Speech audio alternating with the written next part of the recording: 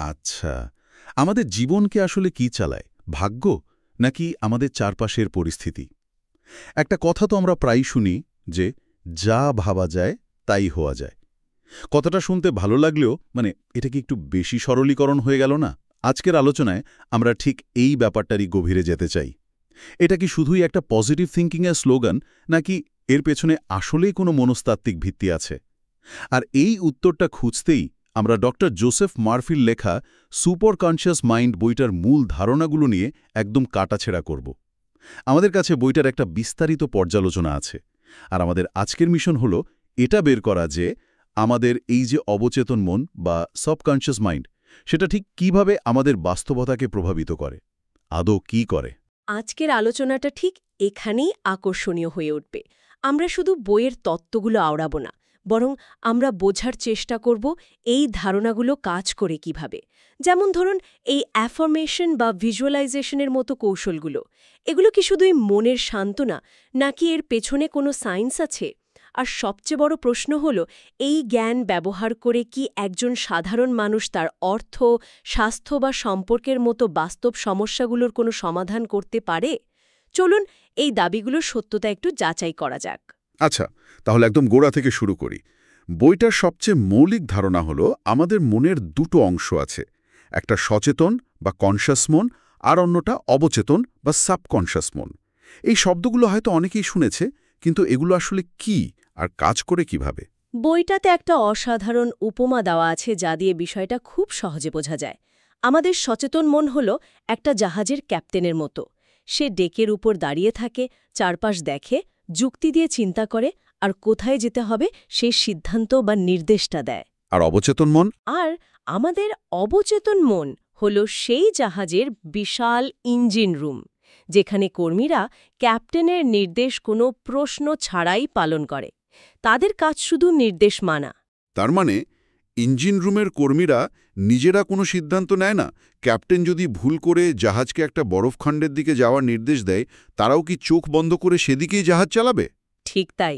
আর এখানেই তো মূল বিষয়টা লুকিয়ে আছে। অবচেতন মন ভালো মন্দ, সত্যি মিথ্যা বা যুক্তি অযুক্তির তফাৎ বোঝে না। সেই শুধু নির্দেশ বা বিশ্বাসকে গ্রহণ করে, আর সেটাকে বাস্তবায়িত করার জন্য শরীরের সমস্ত শক্তি আর সম্পদকে কাজে লাগিয়ে দেয়। মানে সচেতন মন যা বারবার বিশ্বাস করে, অবচেতন মন সেটাকেই তার জন্য ফাইনাল অর্ডার হিসেবে ধরে নেয়। তার মানে কেউ যদি ক্রমাগত নিজেকে বলে আমি জীবনে কিছু করতে পারবো না বা আমার ভাগ্যটাই খারাপ, তার অবচেতন মন এটাকে একটা অর্ডার হিসেবে নিচ্ছে, আর সেই অনুযায়ী পরিস্থিতি তৈরি করছে যা তার বিশ্বাসকে সত্যি প্রমাণ করবে। এটা তো বেশ ভয়ের কথা। ভয়ের, এবং একই সাথে অসীম সম্ভাবনার। কারণ বইটির মতে আমাদের জীবনের প্রায় ৯৫% সিদ্ধান্ত, অভ্যাস এবং প্রতিক্রিয়া এই অদৃশ্য শক্তি, মানে আমাদের অবচেতন মনই নিয়ন্ত্রণ করে। আমরা সচেতনভাবে যা চাই তার চেয়ে অনেক বেশি শক্তিশালী হল আমরা অবচেতনভাবে যা বিশ্বাস করি। এই অদৃশ্য চালকই আমাদের জীবনের গতিপথ ঠিক করে দেয়। এই সূত্র ধরেই তো বইতেতে আকর্ষণের সূত্র বা ল অফ অ্যাট্রাকশনের কথা বলা হয়েছে। এই কথাটা আমরা আজকাল প্রায় শুনি, কিন্তু অনেকেই এটাকে ঠিক বিশ্বাসযোগ্য মনে করে না। ডক্টর মারফি ঠিক কিভাবে এর ব্যাখ্যা দিয়েছেন, মানে চিন্তা কিভাবে বাস্তবতায় পরিণত হতে পারে? দেখুন, এটা কোনো জাদু নয়। এর পেছনে একটা মনস্তাত্ত্বিক প্রক্রিয়া আছে। বইটিতে দুটো শক্তিশালী কৌশলের কথা বলা হয়েছে। একটা হলো অ্যাফার্মেশন বা ইতিবাচক বাক্য পুনরাবৃত্তি, আর দ্বিতীয়টা হলো ভিজুয়ালাইজেশন বা মানুষ চোখে দেখা। অ্যাফার্মেশন হলো অবচেতন মনকে নতুন করে প্রোগ্রামিং করার কোড। প্রোগ্রামিং করার কোড? বিষয়টা আরেকটু সহজ করে বললে ভালো হয়। ধরুন, আমাদের মস্তিষ্কে পুরনো নেতিবাচক বিশ্বাসের কারণে কিছু রাস্তা বা নিউরাল পাথওয়ে তৈরি হয়ে গেছে। যেমন, টাকা আয় করা খুব কঠিন। আমরা যখন বারবার একটা নতুন ইতিবাচক বাক্য বলি, যেমন ধরুন, আমার জীবনে সম্পদ সহজেই আসছে, তখন আমরা মস্তিষ্কে একটা নতুন রাস্তা তৈরি করার চেষ্টা করছি। এটাকে আধুনিক নিউরোসায়েন্সের ভাষায় নিউরোপ্লাস্টিসিটির একটা সহজ প্রয়োগ বলা যেতে পারে।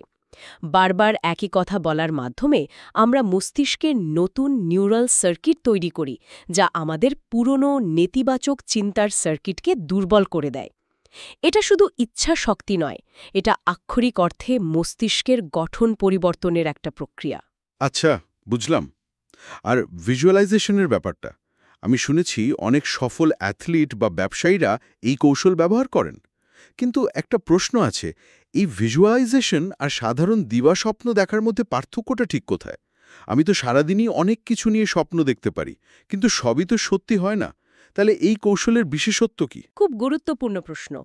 দিবাস্বপ্ন হলো অস্পষ্ট আর অনুভূতিহীন চিন্তা, কিন্তু ভিজুয়ালাইজেশন হলো একটা সুনির্দিষ্ট লক্ষ্যকে অত্যন্ত স্পষ্টভাবে, মানে ভিভিড বা জীবন্তভাবে এবং গভীর আবেগ বা অনুভূতি দিয়ে মনের চোখে দেখা।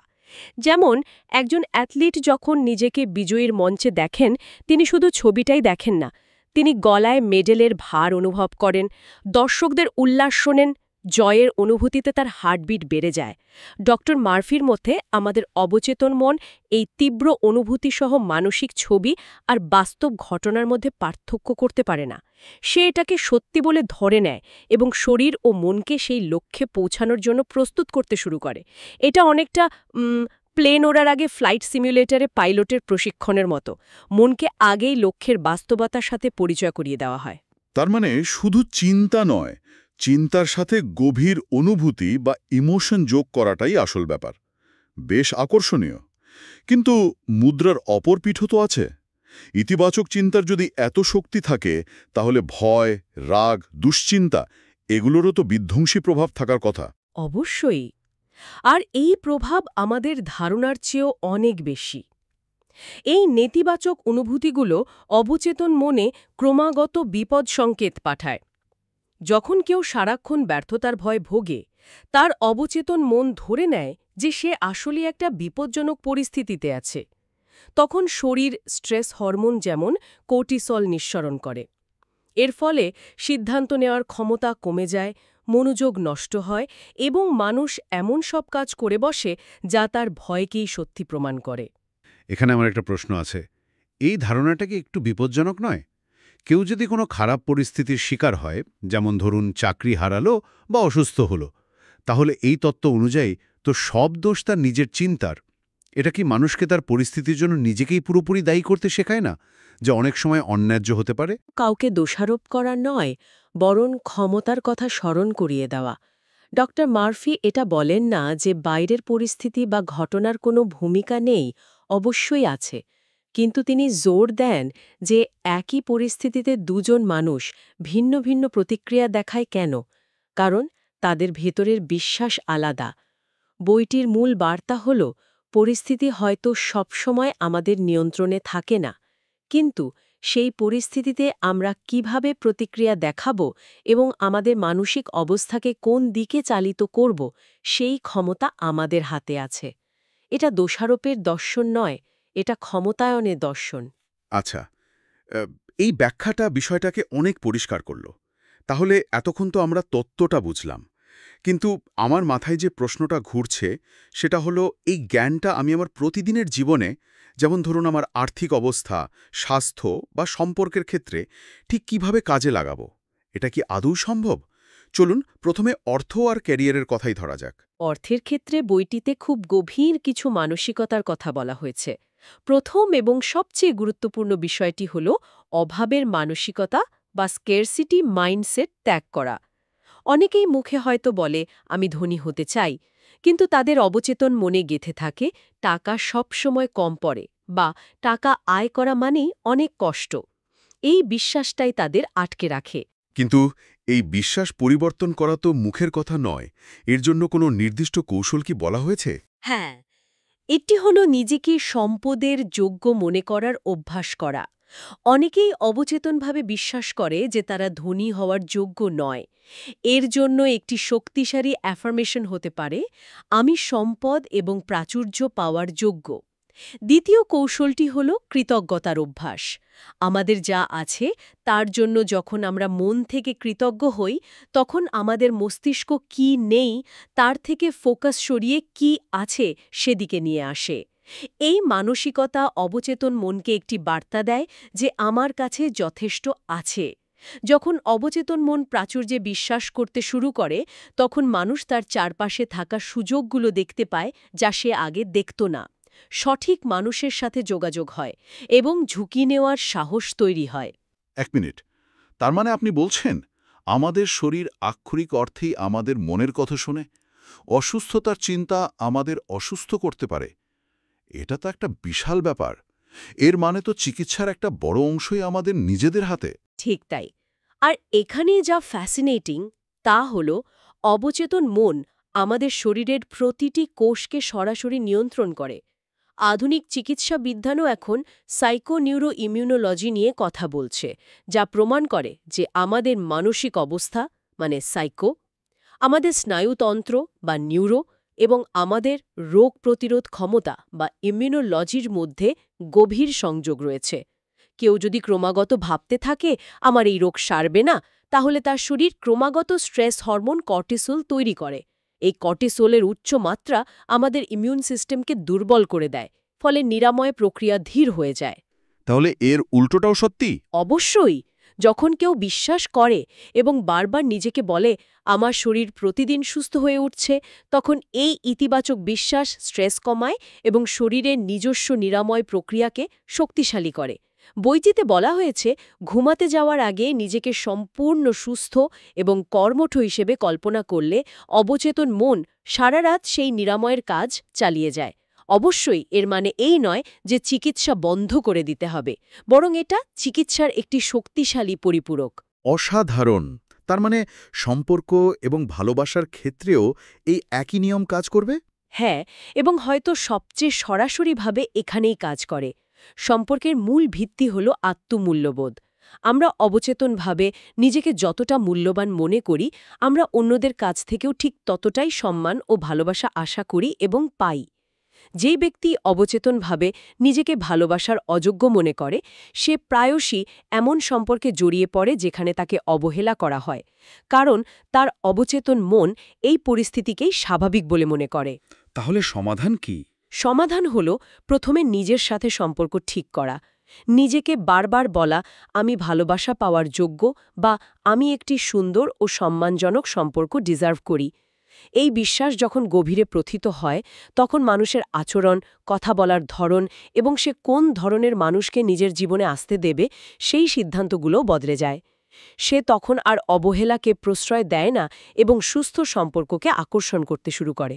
আলোচনার এই পর্যায়ে এসে আমরা যদি মূল শিক্ষাটা বের করার চেষ্টা করি, তাহলে বইটির সারমর্ম কি দাঁড়ায়? গুরুত্বপূর্ণ বিষয় আছে। শুধু একবার ইতিবাচক ভাবলেই সবকিছু বদলে যাবে না। সাফল্যের সূত্রটা হল গভীর বিশ্বাস যোগ ধারাবাহিক প্রয়োগ, মানে deep belief plus consistent practice. Affirmation এবং ভিজুয়ালাইজেশনের মতো কৌশলগুলো নিয়মিত অভ্যাস করতে হবে, ঠিক যেমন জিমে গিয়ে শরীর চর্চা করতে হয়। এটি একদিনের স্প্রিন্ট নয়, এটি একটি ম্যারাথন। মানসিক পেশি তৈরি করতে সময় এবং ধৈর্য লাগে। কিন্তু অনেক সময় ভয়, সন্দেহ বা পুরনো সীমাবদ্ধতার বিশ্বাসগুলো আমাদের সচেতন চেষ্টার পরেও ফিরে আসে। এই ধরনের মানসিক বাধাগুলো দূর করার জন্য কি কোনো তাৎক্ষণিক কৌশল বইটিতে বলা হয়েছে? হ্যাঁ, একটি খুব শক্তিশালী এবং সহজ কৌশলের উল্লেখ আছে।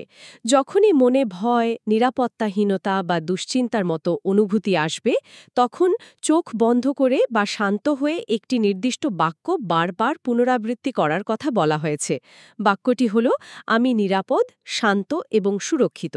এই সহজ কথাগুলো আপাতদৃষ্টিতে সাধারণ মনে হলেও এর একটা গভীর স্নায়ুতাত্ত্বিক প্রভাব আছে। এটি আমাদের প্যারাসিম্প্যাথেটিক নার্ভাস সিস্টেমকে সক্রিয় করে, যা শরীরকে ফাইট অর ফ্লাইট মোড থেকে বের করে এনে শান্ত করে। এটা সরাসরি অবচেতন মনকে বার্তা দেয় যে ভয়ের কারণটি বাস্তব নয় এবং পরিস্থিতি নিয়ন্ত্রণে আছে। আজকের আলোচনা থেকে আমরা অনেক গভীরে গিয়েছি। আমরা দেখলাম যে আমাদের অবচেতন মন একটা শক্তিশালী টুল, যা সঠিকভাবে ব্যবহার করলে জীবনের লক্ষ্য পূরণ করা সম্ভব।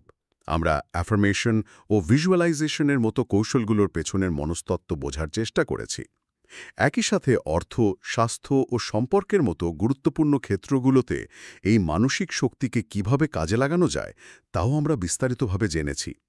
মূল কথাটা হলো জীবনের স্টিয়ারিং হুইলটা অনেকাংশেই আমাদের চিন্তার হাতেই রয়েছে। আর যদি আমরা এই আলোচনাকে বৃহত্তর চিত্রের সাথে যুক্ত করি তাহলে একটা বিষয় নিয়ে ভাবা যেতে পারে। এই মুহূর্তে আমাদের প্রত্যেকের মনেই হয়তো এমন কোনো গভীর বিশ্বাস লুকিয়ে আছে যা আমাদের অজান্তেই আমাদের আটকে রেখেছে। হতে পারে সেটা ব্যর্থতার ভয়, নিজেকে যথেষ্ট যোগ্য মনে না করা, অথবা কোনো পুরনো কষ্টকর অভিজ্ঞতা থেকে তৈরি হওয়া কোনো সীমাবদ্ধতার ধারণা। আমরা হয়তো সচেতনভাবে সেটা জানিও না। তাই এই আলোচনার শেষে একটি চিন্তনমূলক প্রশ্ন রেখে যেতে চাই। যদি নিজের জীবনকে বদলে দেওয়ার জন্য শুধুমাত্র একটি বিশ্বাস পরিবর্তন করার সুযোগ থাকত এবং আপনি নিশ্চিত হতেন যে সেই পরিবর্তনটা ঘটবেই, তাহলে আপনি কোন বিশ্বাসটি পরিবর্তন করতেন? আমি যথেষ্ট ভালো নই, টাকা আয় করা খুব কঠিন, নাকি আমি কখনো সত্যিকারের ভালোবাসা পাব না? সেই একটি বিশ্বাস কি হতো? এই প্রশ্নের উত্তর খোঁজার মধ্যেই হয়তো আমাদের প্রত্যেকের জন্য নতুন সম্ভাবনার দরজা লুকিয়ে আছে।